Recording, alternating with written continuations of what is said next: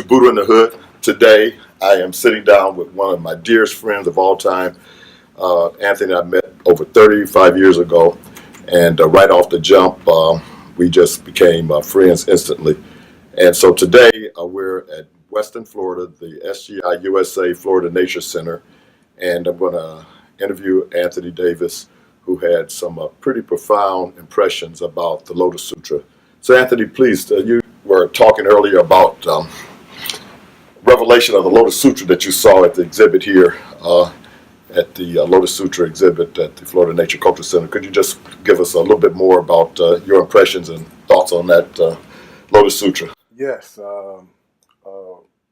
quite incredible. You know, I had heard, obviously I'm a Buddhist, and I had heard for many years that the Lotus Sutra is the highest teaching of Buddhism, and its application around the world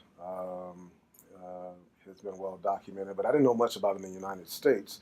So here at the Humanism of the Lotus Sutra exhibit, I noticed that they had replicas of some newsletters that were written by some of the transcendentalists in the 19th century, mid-19th century, like Thoreau, Emerson. There were some thinkers who had been exposed to the Lotus Sutra. They've been translated and brought to the United States.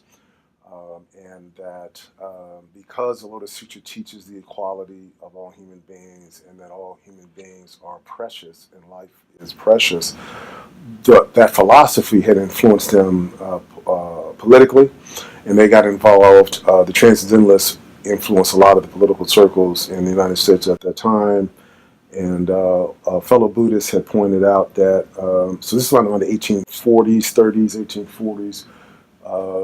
This fellow Buddhist pointed out in 1863, of course, that's when Abraham Lincoln issued the Emancipation Proclamation. It was a state of war, but there were political circles influencing political thought, right? You know, and including that document. Of course, it ended up attempting to free the slaves in a wartime situation, but the principles of equality and dignity were all throughout the Transcendentalist movement. These individuals were exposed to the teachings of the Lotus Sutra, and I found that to be remarkable. So for me as a Buddhist who practices, or tries my best to practice the heart of the Lotus Sutra, you know, Nam Myoho Renge Kyo, I was emboldened, you know, to do more, because in this part of our history in the United States, we got a lot of struggles and problems. I felt like we can continue this effort to take the philosophy of the Lotus Sutra and the dignity of life out and really solve a lot of the problems in our country. You had mentioned earlier, too, in a presentation about this, about how now the SGI-USA is in a movement to gather 50,000 young people, we're calling young lions, right, of justice, to gather throughout the country in September of 2018. And you were talking about how the Lotus Sutra impacts that. So could you share a little bit more on what that means?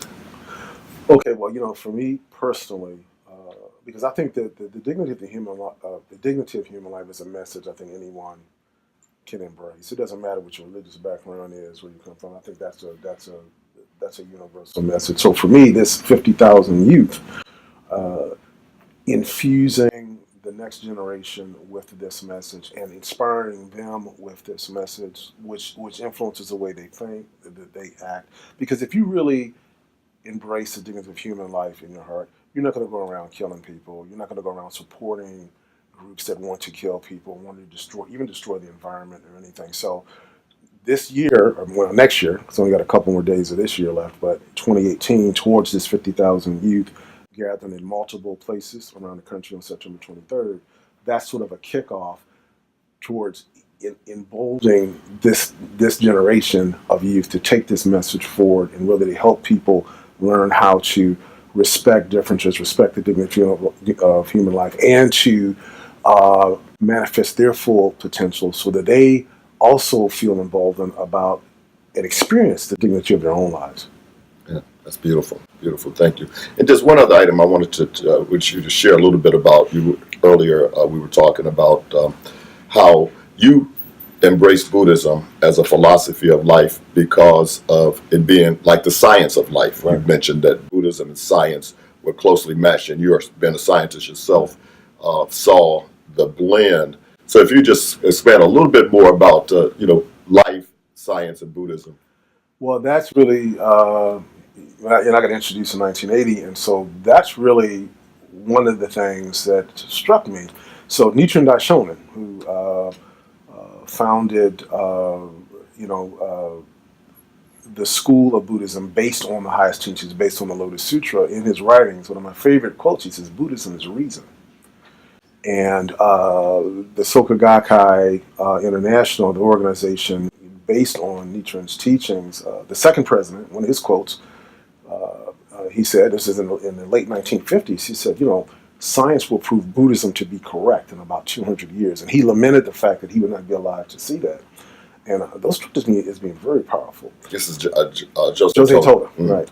And so to me, that's what struck me. And the more that I practice Buddhism, the more that I study it, and the more I study other things, I realize, there really is no contradiction. And the other thing about Buddhism too, Soka Gakkai Nichiren Buddhism in particular, is that you are encouraged to have a seeking spirit and to ask questions. And if you have doubts about things, that all of the answers you get should be based on reason and on science and on actual proof, things in the real world. And that is how you are able to continue to practice, because all of your experiences come from the fact that you are practicing. Not because somebody says something to you or you read a story, you are the story, because you are creating your life and improving your life through practicing. All right, man. Well, thank you so much. I appreciate thank you. you taking the time to talk with us today. All right. And, you're more than welcome to always appear on Buddha in the Hood with us. All right. Thank you very much. Okay.